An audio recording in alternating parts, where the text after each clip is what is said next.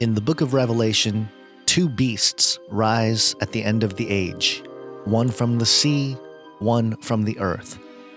But what if they've been here all along, bound since the days of Job? Leviathan and Behemoth, ancient chaos creatures or prophetic precursors of the two beasts in the book of Revelation. Welcome to Beyond the Verse, where we dig deeper into Scripture. The book of Job, Psalms, and Isaiah all mention a creature called Leviathan. Leviathan is described as a fire-breathing sea serpent, untamable, terrifying, impervious to human weapons, and is called the king over all the sons of pride. In Job 41, it says, "Can you pull in Leviathan with a hook? Out of his mouth go burning torches."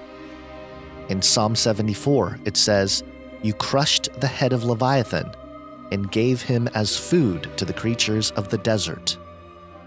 And Isaiah 27, verse 1, "In that day the Lord will slay the dragon that is in the sea."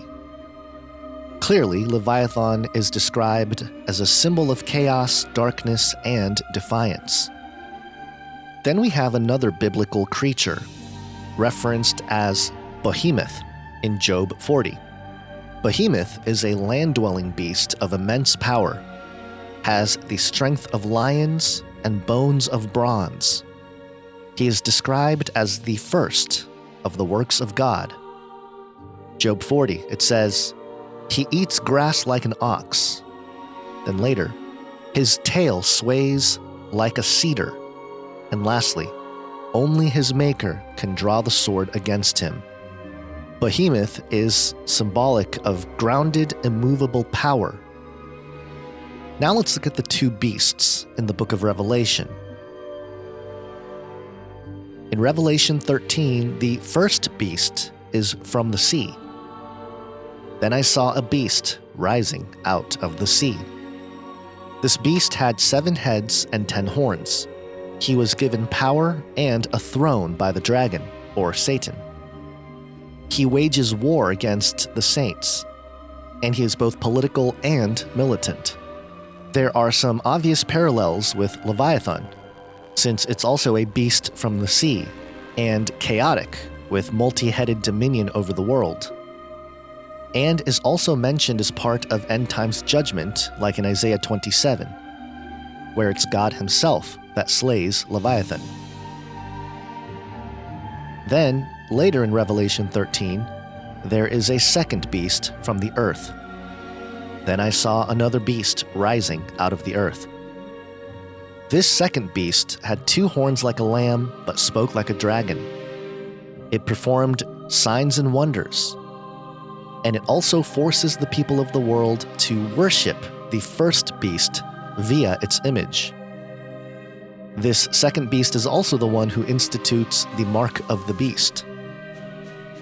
The obvious parallel here with Behemoth is that they both come from the earth.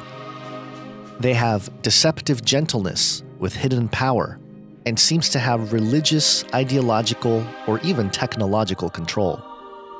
According to the late Dr. Michael Heiser, Leviathan and Behemoth are symbolic of primordial chaos, rooted in ancient Near Eastern mythology, but reframed by Yahweh as conquered foes.